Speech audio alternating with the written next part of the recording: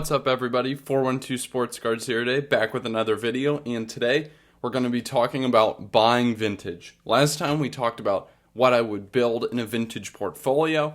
Video was very popular. Thank you guys, shout out for your support, and we're going to respond to another viewer question asking more about that process of looking at vintage. What do I think about when I buy vintage? And this is going to be kind of an analysis of buying different graded vintage. And if you looked at my last video, you probably saw 1954 Willie Mays. You've got myself a little cheat sheet here. You'll see where that comes in later. 1954 Topps PSA 3 Willie Mays. I advertised it as $450 in the last video. But you might be saying to yourself, they're not all $450. They're all over the place. I want to use this video today to provide you with some real value on what to expect when you look to buy vintage and how that can inform how much you should expect to be bidding or paying. So without further ado, we're going to get into it. We're going to look through those Willie Mays cards, and it's going to give us some great insight and a great way to work through this process. So card will be, I don't know, maybe up that way, maybe up that way for you, and I'll put it on the screen and let's get into it. I got myself my little cheat sheet here, but card number one is a Willie Mays PSA 3, sells for $496. This appears to just be a run-of-the-mill 3 to me. There's no subgrades obviously in PSA, but we're going to walk through the four main things I'm looking for when I consider vintage. So the first one right off the bat is centering. For most vintage collectors, I think this is easily the number one aspect of a card. Old cards often came out of the pack not centered at all. Pretty low quality control. I mean, it's the 50s, and centering's a big one. It's tough to get a lot of these centered vintage cards, and the centering on this copy, I mean, is pretty good. You might notice that there's no top border. That's just the way 54 Topps is. You can see it on my PSA 4 Hank Aaron back there. If it's not obstructed by the Willie Mays. Centering's pretty good, right? Left to right looks better than my Hank Aaron does. I would say centering's good, and that probably helps the price a pretty good amount. The next thing that we're going to have to consider is registration or surface. For me, this is the biggest component. I'd say it's probably the second most from in terms of the price it pulls standpoint, but for me, it's a clear-cut number one. For example, that Willie Mays back there, or not Willie Mays, this Hank Aaron, the registration on that Hank Aaron is gorgeous. Centering, not great. I'll drag it over here so you can probably see it. Centering, not great. Corners, not great. The registration is unparalleled. Look at how vibrant that image is. Just pops. That's registration. Kind of paired with surface, if you have paper loss on the surface or dents, that obviously falls into this. But vintage cards are different from modern cards. And you can see it here. Willie Mays' surface is all beat up, right? But it's also a little fuzzy.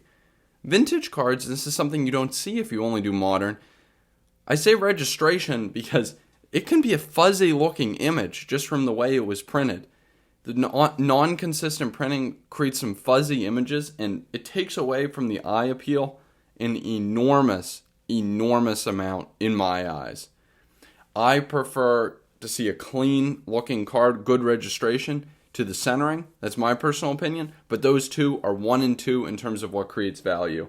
And so far what we've seen, good centering, registration, and surface are pretty weak on this copy. The next two topics they're less important. I'd say the corners are the next. I mean, we look at this card, it looks to have pretty good corners, right? I mean, well, that bottom left is not great. The bottom right's kind of folded, pushed up. Top right looks pretty clean. Top left doesn't look amazing. But, you know, it's actually got one really nice corner. I would say pretty good for a 3. And edges, I mean, with a card like this, these old vintage, this low grade, edges really are a non-factor, I would say, on a white border. And that's what you got here. You got the yellow top border, but it's not going to show a ton of chipping. And then you got those white side borders. They don't show much. But that card looks, I'd say, run-of-the-mill 3.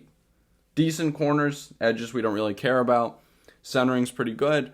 Registration is not good. Low end 3. But this is where I want to get to the meat of this discussion for you guys. When I look at this card, and when I see this card on eBay, because of the surface issues on Willie Mays' face, I would not buy this card. I would not participate in the bidding at all. Even if this was a card I wanted, I would wait until I saw a nicer copy. And I'm far from the only one who thinks like that. Some people think like that on centering. They'd say, that's not centered. I'm out. And that's what dictates the value. And that's what drives the value so much, because there's a whole bunch of registration snobs like me who see this surface, this registration, and say, we're out. That takes tons of people out of the bidding process and is what brings down prices so dramatically. And I mean, this is a very different idea from the modern card condition, gap in pricing. In modern cards, it's kind of a pricing by scarcity, right? The PSA 10 goes for more than the PSA 9 because there's less 10s. But maybe the centering is a little different and it's easy to see centering, but you're not going to have these surface issues. The corners, you're not really going to have these issues. I mean, you might have a small surface scratch, but you're not having registration, paper loss, smaller, finer details, other than maybe the centering. That's maybe the only one that's not a finer detail. But the price difference there is created by scarcity. And it's not really based upon the eye appeal. The 10 doesn't look 4 times nicer to me than a 9 does in most cases. That's not the case in vintage. In low-grade vintage, which is where most people operate, PSA 8 and above vintage of big players is extremely expensive. But it's an eye appeal driven market. At low grades, even within the same grade, there's huge differences in value based upon how the grade impacts collectability. Within the same numerical grade, you can have dramatically different states of the centering, the registration, the corners. All those can vary dramatically. And sometimes if it leans more in the centering and registration direction and less has worse corners and edges, it can glean a way bigger price. And we're going to see that example right here. Case number 2. Got it up on the screen for you.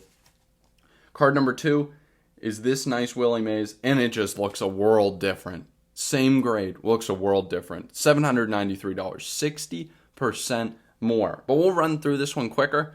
Centering's, I would say is better. Very good still.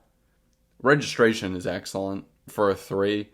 Clear picture, minimal surface issues on his face, which is the most important part. Yeah, registration surface looks good. Corners, also, I'm not going to lie, pretty solid. And that is what makes all the difference. I walk through it, I see that good registration, I'm in as a buyer. I was not in on that other one. Even though this one's going to cost way more, 60% more, I'm willing to pay up, compromise, maybe sell off another card I don't really need in my collection to get that. I'm not interested at all in that one that's $500. I'm only interested in this one that's $800. And welcome to vintage. The eye appeal of it is completely different. And if you've watched this video start to finish, you've seen it. I would say to 99% or 90% of people at least, it's a dramatically better looking card. That commands a huge premium in the vintage market. It's not like modern where the grade is king. You can see with your eyes the differences when we get to these low grades. PSA 3, you can tell just from how you perceive it, the perceived quality and how it looks to you varies so dramatically. The $475 copy gets you in the door. The $800 copy gets you something you can enjoy as a really, really nice example of a PSA 3. And I'm going to throw in a final nugget for those of you who stayed till the end. Shout out you guys. Drop a like, drop a sub, drop a comment. I always respond to my comments, and I appreciate you guys. But this is something I didn't consider until right now. We saw that both these are PSA 3, but that one, it looks way better than the other one does, right? Well, let me show you something that I don't even really consider very much myself when buying cards. And maybe you should be thinking about. And it's just kind of an extra nugget, helps round out this whole picture of the differences in price based upon, the grade being higher due to the centering and the registration. Let's look at those backs of these cards. So I'll show you back one. Let that set. Couple seconds. Take a look. Inspect it. Keep it in your brain. Don't lose track of it. And now I'm going to switch it out. Card 2. This is the second card back. What do you see, guys? Which one do you think is which? One of these is dramatically worse than the other, in my opinion, and that, perhaps unsurprisingly, is the one that accompanies the $800 card. That's how the grade got down to a 3. It had a poor quality back. But that doesn't change the fact that it sold for 60% more. This is what equalized their grades, in my opinion. It's what brings the grade of that one with a nicer eye appeal on the front, the statistical, like numerical, objective grade, down to the same level as the other one.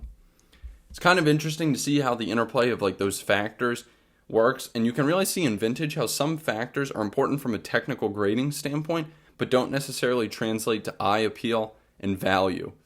I hope you enjoyed just kind of this look at my process here. You clearly can tell I like registration, but maybe you like something different.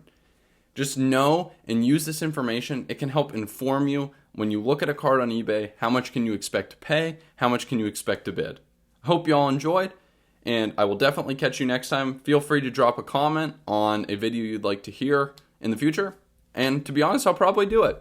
But I'll catch you all next time. See ya.